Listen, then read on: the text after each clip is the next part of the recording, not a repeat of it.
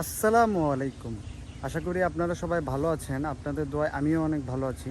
প্রতিদিনের ন্যায় আজকেও কিছু কাজ রয়েছে। সেটা হচ্ছে প্রথমে আমরা ধান গাড়বো। ধান গাড়া মোটামুটি শেষ, আজকেই এই সিজনের ধান গাড়া শেষ হয়ে যাবে।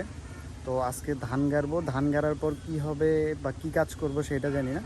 তো আপনাদের মাঝে অবশ্যই শেয়ার করবো, আপনারা দেখতেই থাকুন। তো মূলত এটাই হচ্ছে আমাদের জমি। গত কয়েকদিন আগে এই জমিটি চাষ করা হয়েছিল। ধানের চারা সংকটে এই জমিটি এখনো গাড়া হয়নি, তাই এই জমিটি কয়েকদিন যাবত শুকনা থাকতে থাকতে একদম শক্ত হয়ে গেছে। আর আপনারা হয়তো বা জানেন, যে জমি শক্ত থাকে সেই জমিতে ধানের বীজ বপন করতে অনেক সমস্যা হয়। তাই আমাদের সেচ পাম্প মেশিনটি চালু করে আমরা জমিতে পানি দিয়ে নেই, যাতে করে জমির কাদাগুলো অনেক নরম হয়ে যায় এবং ধান গাড়তেও সুবিধা হয়। পানি দেওয়ার কিছুক্ষণ পর আমি আমার কাজ শুরু করে দেই, জমিতে ধানের বীজ বপন করা। আসলে সচরাচর আমাদের সাথে এরকম ঘটনা ঘটে না। এখন যেহেতু অফ সিজন, তাই আমাদের ধানের চারা খুঁজে পেতে অনেক সমস্যা হয়েছে। যাই হোক, অনেক কষ্টের পর ধানের চারা খুঁজে পেয়েছি। তো যাই হোক, ধান চাষ করা এইবারের মতো অন্তত শেষ।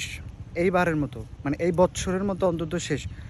এখন নেক্সট ইয়ারে আবার ধান গাড়া হবে। এই ইয়ারে আপাতত ধান গাড়ার পর্যায়টা শেষ। এখন বিভিন্ন ধরনের পর্যায় যেটা থাকে আর কি, ধানের পরিষ্কার করা, ধানের আগাছা পরিষ্কার করা, ধান কাটা, এগুলো তো পরের হিসাব, কিন্তু আপাতত শেষ। আর ভিডিওটা এইখানেই শেষ করছি না, ভিডিওটা আরও হবে। তো আপনারা দেখতেই থাকুন। আবার কি কি করি, কি কি কাজ করি না করি সেটাও ভিডিও হবে, তো আপনারা দেখতেই থাকুন।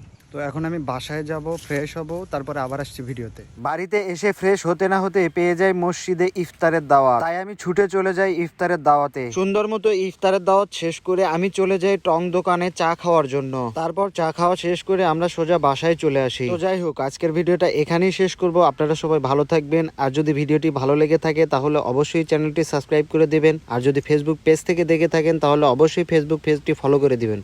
ধন্যবাদ। আসসালামু আলাইকুম।